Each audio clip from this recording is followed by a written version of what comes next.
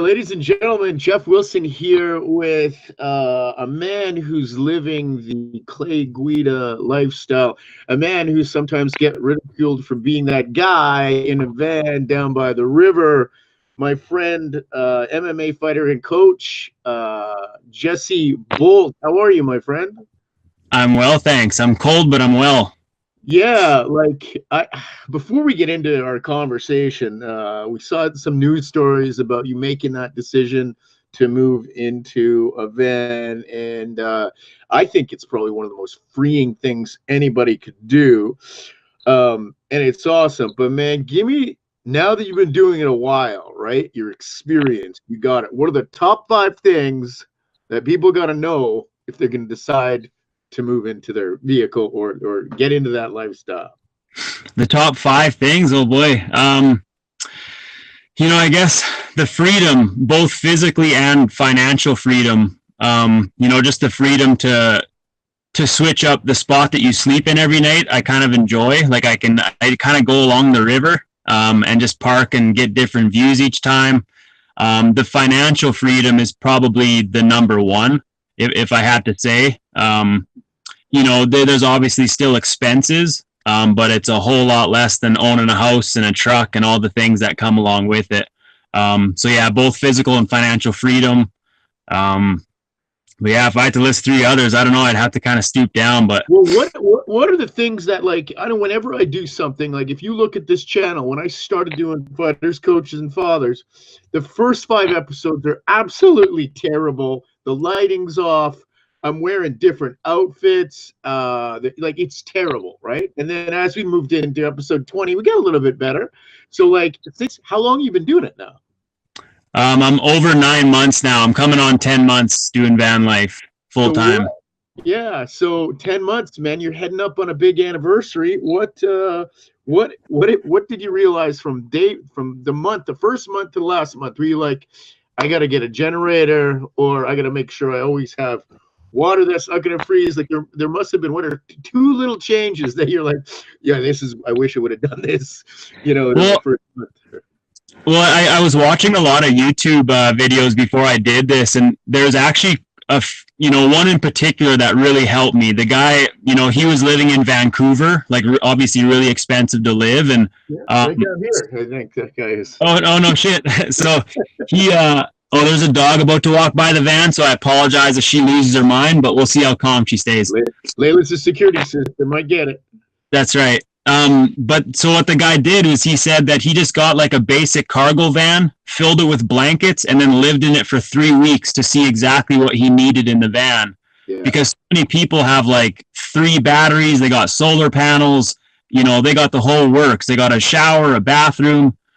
So before I actually sold my house, I lived in my cargo van like a few nights just to kind of get the feel for it. And I realized that I'm a little more simple than most. And I was like, I don't even really need anything. As long as I have water and food and, safety for her and I, Layla, that's enough. No ground. So you put the blankets, like you're insulating after watching the videos and making sure that warmth is number one as you tested it out, right? Yeah, and like the one thing that I did do right away was like I knew I needed some kind of Layla. Oi, lay down. If you can't see it, it's not there. She's taking her time. It's an old lady and her small little dog, and that's what Layla hates the most is small dogs. She's a bully. Small dogs are so suspicious, though. They're always up to something, and their bite is far less than their bark. Yeah. So, I mean, the only power source, Layla, enough. The only power source that I have is a 2,000 watt inverter, and it's hooked up to my van battery. So that's the one thing that I kind of felt like I needed was just a place to charge my phone, my laptop, like a blender, just anytime I needed like a little bit of power, and a fan for her in the summertime. So there's a few things that I needed, and that the power source was one of them.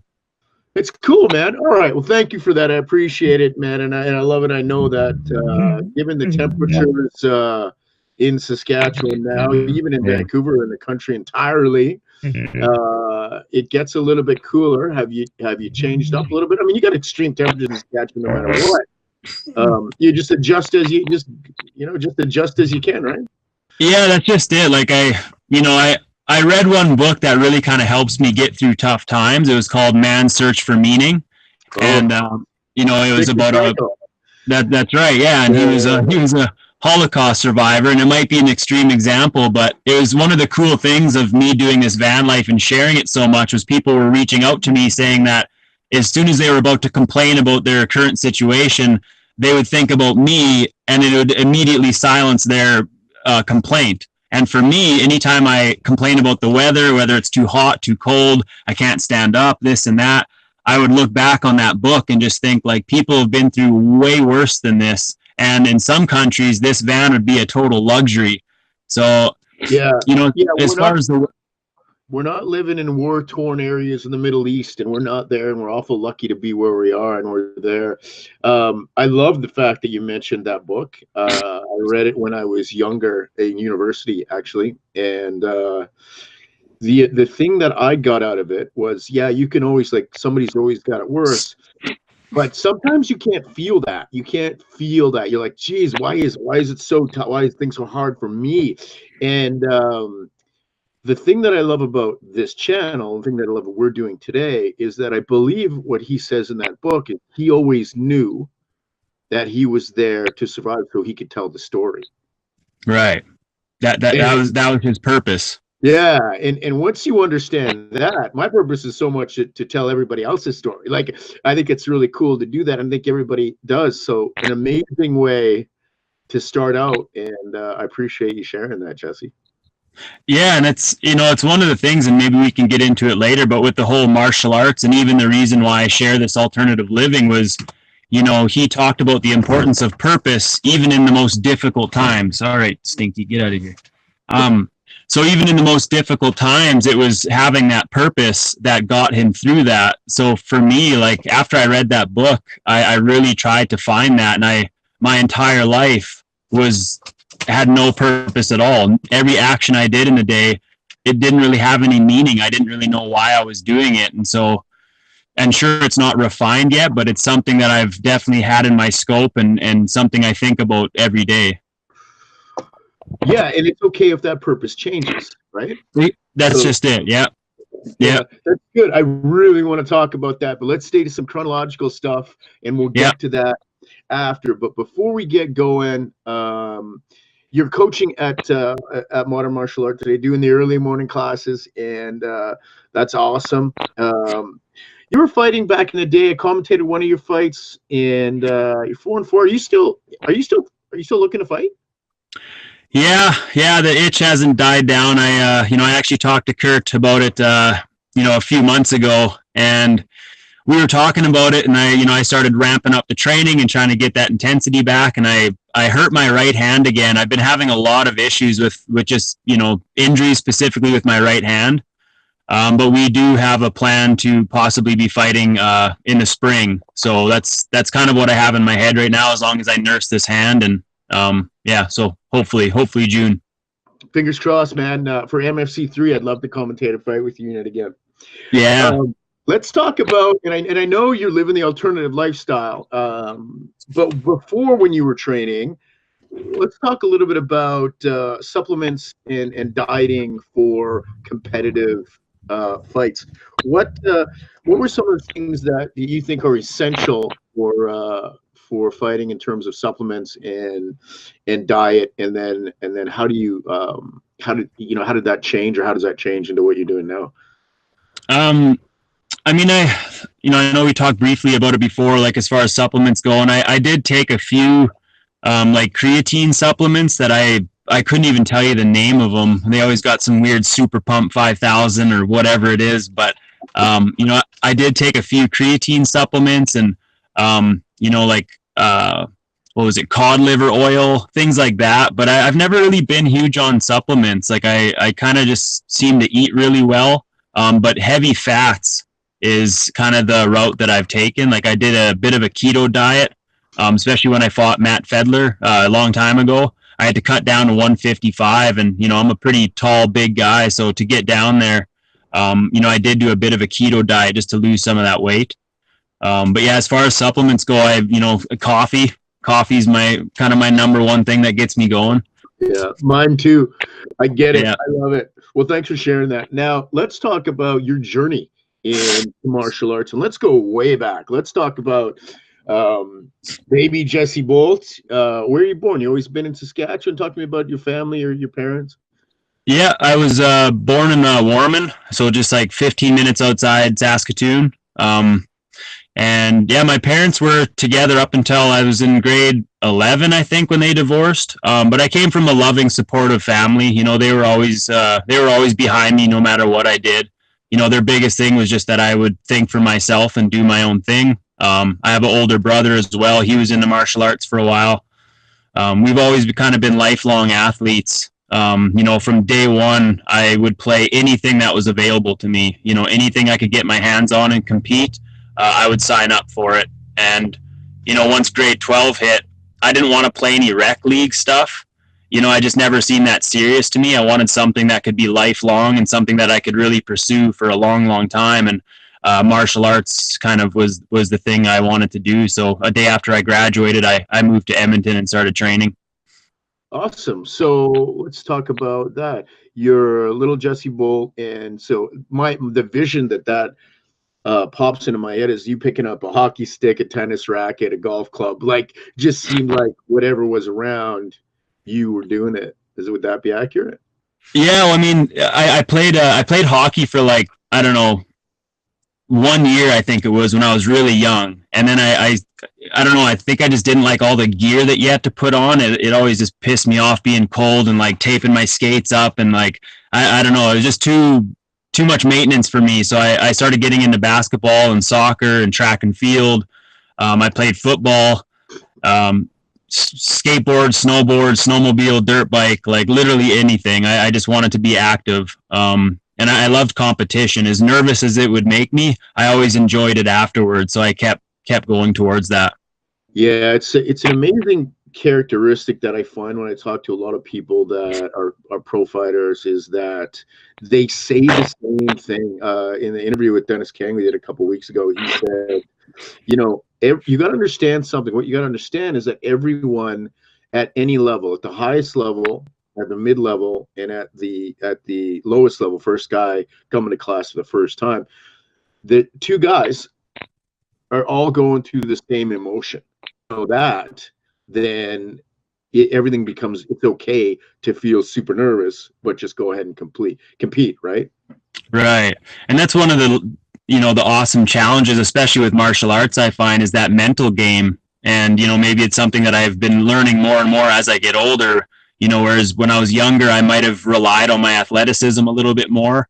But, you know, now I just know so much of it is that mind game. Like, sure, you're terrified, but can you calm that fear? Can you show up and still remain calm and do what you're supposed to do? Or do you let that fear take over your mind? So I kind of like that mental game. You know, I've been really trying to play with that a lot in my head, and just do visualizing practices and stuff like that to prepare. But it's a good challenge. Yeah, no kidding. So I see you moved to you moved to Edmonton. And so who'd you go train with out in Edmonton, and why did you make that decision after high school? I went to train with Steve Bergeron. He had it was like a Mike Miles affiliate in Edmonton. So I went there to train with him. Tim Shady Smith was there. Daryl Storm Bonner. I trained with those guys. The reason I went there, I had a few friends that were going to go to school to become police officers, and I knew that gym was there, and I was just young and clueless, a little bit lost. I didn't know what to do with myself. Everyone, like, you know, when you graduate and they have like that little thing, like, oh, they want to become this, they want to become that, and I had no idea what I wanted to do. I was kind of embarrassed, to be honest, but I just said I wanted to fight. And so, like, when they called my name, they're like, "Yeah, he wants to be a professional fighter," and everyone's like, "What an idiot," you know? And so then, yeah, the day after I graduated, I just went to Edmonton and started training. Well, that's awesome, and man, I mean, I went to university I was such an arrogant, cocky grade 12er. You wouldn't believe. I signed my yearbook. Like, what if this? I hate this about me so much, but it's in so many grade 12 yearbooks. This signature's gonna be worth $1 million one day. Like, what kind of That's what you put. That's awesome. so bad. That's great. And so he did that, and then I took a year off and tried to do a bunch of business stuff that failed miserably, but I learned a lot. And then I was like, you know what? I gotta figure out myself. Why did I even say that stuff? So then I got my degree in psychology, and then I went back into business and that type of thing. So, man, it's funny how that's okay to not find that path, right? It's okay to do a bunch of stuff. I mean, what I've heard in the past, and I think Oprah says it, but she's like, you got to do a bunch of stuff and figure out where you belong. And failure's not failure. It just nudges you to another place where your greatest self is. And it's kind of like, oh, okay, so we got to try a bunch of stuff. And the only way to grow is through failure. And you don't have to call it failing. You can call it just, okay, this isn't exactly what we're supposed to do. And then we keep going from there. Did you find a similar experience?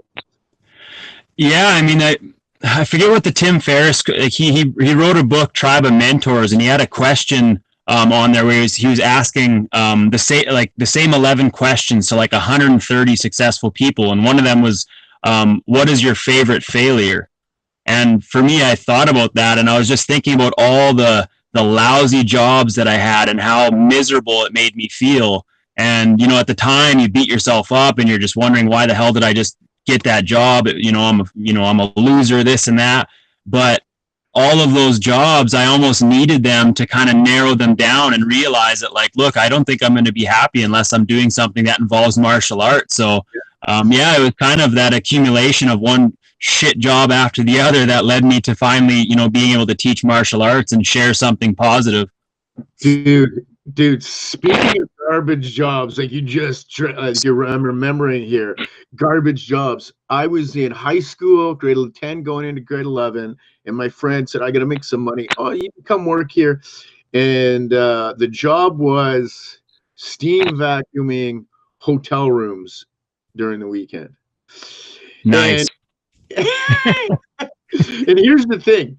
Not only was I not good at it, but the boss berated me as he looked at the corners. Because and my other friend after, then he says, look at the dirt here. You did a terrible job. And when you're that young, somebody's going up and down, your emotions are going, and you're like, I don't want to do this job, and I don't want to be here right now. But you just sit there and take it. Yeah.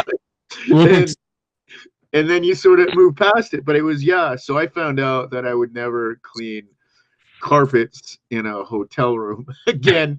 And I certainly wasn't going to be berated, but I'm pretty sure that guy, I hope he still doesn't do it, because he wasn't very happy either. Oh, and that's when you learn the most, is those bad experiences. Like, and even with, like, talking about the fight game, it's like you lose a fight, and, for me, I tend to learn a lot more from that loss than when you win. When you win, you're just high-fiving and you celebrate. You might dissect it a little bit, but I find the losses hit home a little bit more, and they make you peel back the layers and figure out what went wrong and what you can do to do better. So those shitty jobs always, like, made me think about myself, and, okay, like, what was it about that job that you didn't like? Try again. Let's go get another one and, see what's wrong with that one. Yeah, exactly. We'll find our place eventually, probably the day after we pass away. But that's the adventure of life, man. And I think you kind of figured it out when it comes down to purpose and that type of thing. So let's, before we get going, I want to talk a little bit about, because we're talking about state management, and I'm loving I'm going to get Tim Ferriss's book, by the way, talking about questions that adjust your state. But when you're approaching a fight, one of the things that every fighter comes out to is walkout music. Or when you're going to train really hard, sometimes you'll anchor in your favorite song. And so that'll kind of be your inner voice where you're like, I don't really want to do this right now. Then you put that song on and nothing else matters, and you're able to do that. For you, Jesse, do you have a song like that? And what was your walkout song? For me, like, I've had different walkout songs, but the reoccurring theme is always heavy bass. I want something that's going to like vibrate my insides. I find that vibration and just that heavy bass. Like I remember I told Kurt after the one of my fights, we were in a like it got really dark. Like it was almost in like a hallway thing where I couldn't really see, so my imagination just took over, and the heavy bass hit, and I just said like I just had no more fear. I just got amped up, and I could just kind of feel it flowing through my body. So it's not really like a particular song, but as long as it has like a heavy bass to it, that's kind of all I really look for. I'm not really big into listening to lyrics. I just love the beat. So if it's got bass, I'm in. What was the song that you had when that one happened? Do you remember that one? I think it's called No Mercy by Kanye West. Okay, and it was just good bass, and it changed your mentality, and ready to go from there, right? Yeah. I remember I kind of let out like a little bit of a yell right before I walked out, but yeah, just kind of it did the trick. I lost the fight, but I felt awesome, and I was happy with my performance. But it was the one that Matt caught me with that armbar, that bugger. Yeah. That was a great fight, and man, you had him in trouble a lot, and I like the way you used it. But for you to get down to 155 too, I was like, whoa, that's not easy. Yeah. Right? Yeah, looking back, it was funny watching my stance. I was damn near touching the ground with my ass. I was going so low just because I was scared of his wrestling. So, but yeah. Cool. So you go from now. So let's go back to Edmonton. You start training at Edmonton, and you're there for a while. How do you get to Saskatchewan and modern martial arts? So I had 3 fights under Steve Bergeron, and going into my 3rd fight, I started lifting weights, and I started really kind of enjoying the ego side of it, of just getting big and people complimenting my physique, and just I don't know, Edmonton's there's a lot of meatheads and guys wearing certain kind of shirts and just putting on that image, and I fell into that trap. So am I wearing a meathead shirt right now? American you're one of those guys.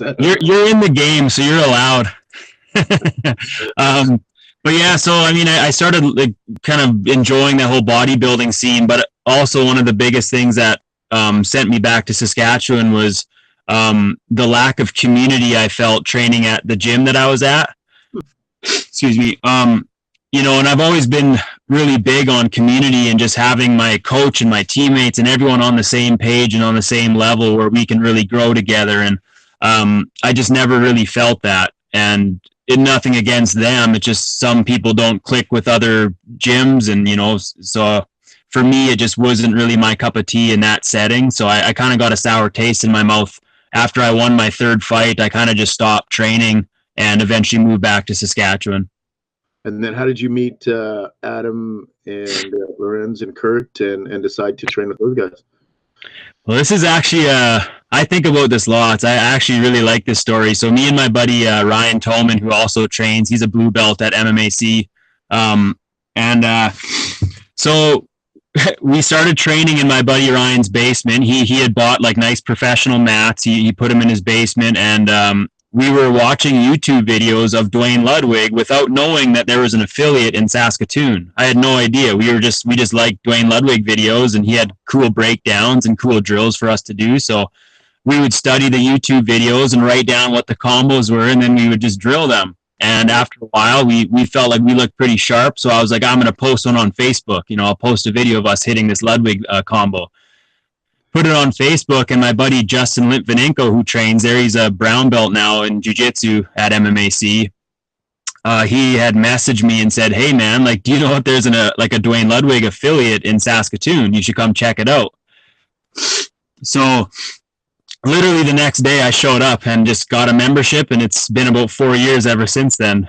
So that's kind of how I got introduced to that gym, just by a simple little Facebook post. And but yeah, I had no idea there was a Ludwig affiliate. So right when I found that out, I was like, yeah, I'm in. Let's do it. Man, that's awesome. And I love that story too. And it's funny, for all the negativity and hey man, the wasted time that we all have when it comes to social media, the world is a lot smaller now, and it really allows you to get to if you can, to almost anybody in the world, but essentially to combine communities, right? Like, Yeah. and but so you go to Ludwig affiliate, you're excited about that. But you're probably, if you're still probably looking for community, and I love Adam, I love AJ and the way those guys put up their events. But Adam is a different kind of animal. I really, really enjoy him. How do they create a sense of community? That's something that fit for Jesse Boldt. Well, for one, they're nice. They're very kind people. Like, I remember when I first met all four of the owners. They just shake your hand, they look you in the eye, they smile. They just seem like their ego has been dissolved a long time ago. But the other big thing was they were true leaders in my eyes. Like, they led by example, not by preaching. And I'm sure you know Adam, but he's the busiest guy I know, and yet the smile doesn't come off his face. And all those coaches, like Kurt's the same way. They're all so busy doing these things, and yet their attitude remains the same. And so that kind of branches off into all their students as well. And I find that even just a simple handshake that we do at the beginning of class and the bow out that we do after the class, it just kind of brings that tribal sense to the gym. And I just really love that. I got along with them right away, and I started loving all the members. Didn't matter what belt ranking you were. I just felt like, I was like, yeah, this is my home. I really felt comfortable there, but it was because of their leadership. So. Yeah, and you know what? You can really see it when people have a great community in their club. They usually have great kids programs. Yeah, and that's where I really see if an MMA gym has a great kids program, they usually have a good adult program, unless they've only focused on just the kids. But that's what I find even at AJ's and at Adams, is that if kids are smiling and enjoying it and cultivating that competitive spirit without getting in the ego of where you're developing a team, even though there's competitiveness within the team, you're on a team together, right? Yeah, and then that's what because I've trained at a few other gyms that I won't really mention their names, but I never really felt that sense of community. It almost felt like, sometimes the fighters would be separated over here, and then the regular people would be here.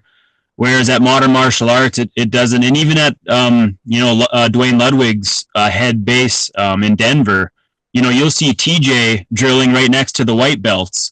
Yeah. Everyone trains the same stuff, and I just really like that there was no separation between that. We're all in this together. We all level up together. So I've always loved that about the gym. Hey man, I thank you for sharing that, and I know that you got to turn the heater back on in your van, and I know you're fighting the cold. But just before we get done here, one of the questions that I normally am always interested in is around family and some of the best advice that sort of helped you through times in your life when you needed help. In terms of that, any advice that you've gotten from your family that has helped you? Well, given my current lifestyle, I think that what they told me was, I followed through with it. But both my parents, they always wanted me to think for myself and be myself, even if it meant steering away from the herd. And I remember one thing my dad said that kind of it just stuck with me, and I might butcher exactly how he worded it, but he said, the gut never lies. Don't listen to your mind because it's too smart. It'll break things down. It'll bounce ideas back and forth. It'll overthink things. And next thing you know, you won't do anything about it. Your heart, too emotional. It'll get tugged either way. It won't make the logic decision. But he's like, your gut, it knows every time. It will not lie to you.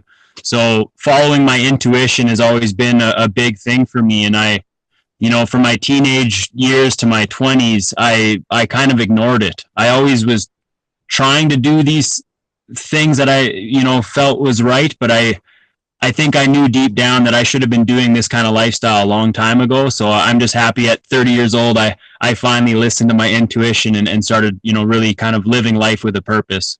Man, I really love that. And I think we're going to have an interesting conversation next time I get out to Saskatoon. But it's not the mind, it's not the heart, it's the gut to trust first. I love that. Jesse, thanks for taking the time, my friend. Heal that hand up, and I look forward to talking to you when I see you in Saskatoon. Get that heat on, stay warm, and we'll talk to you soon, my friend. Thank you. Right on. Thanks for the conversation. Okay, take care, Jesse. Bye. All right. See ya.